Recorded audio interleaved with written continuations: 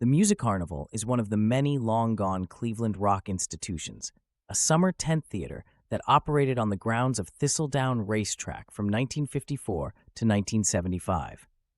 All types of major rock acts would make their way through the Music Carnival, including Led Zeppelin on one particularly big night for the world.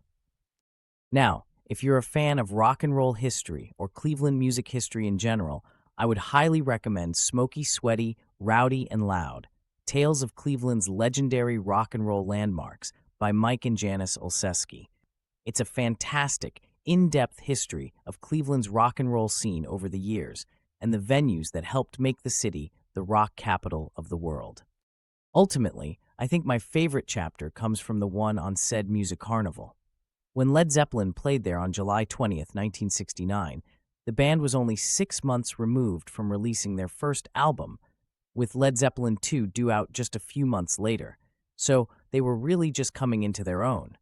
Still, the group, along with the James Gang, sold out the venue, playing in front of 2,574 people, stomping, clapping, and dancing in the aisles during their 5-song stint, according to legendary Cleveland rock critic Jane Scott. This particular show also just so happened to coincide with the Apollo 11 moon landing. Speaking of Cleveland's connection to moon missions, check out the region's role in the Artemis II mission. You'll notice in Scott's write-up of the show that Led Zeppelin only played 5 songs. Originally, the moon landing was supposed to take place around midnight, but it got pushed up and forced the band's hand, as they too wanted to witness the historic event.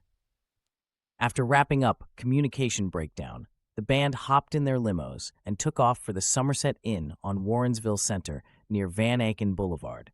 So now, if you go hang out at the Van Aken district, you can think about the fact that Led Zeppelin, along with Scott, Bruno Bornino of the Cleveland Press, and some members of the James Gang, all watched the Apollo 11 moon landing together down the street. The Apollo 11 landing is one of those historical events where you'll never forget where you were as it happened. It obviously left such an impression on lead singer Robert Plant that years later in a satellite radio interview, when he was asked about his memories of the event, all he had to say was one word: Cleveland. Additionally, in the recent 2025 documentary Becoming Led Zeppelin, that infamous 1969 show is singled out. "I just remember we were in a tent and somebody landed on the moon," said Plant in the film.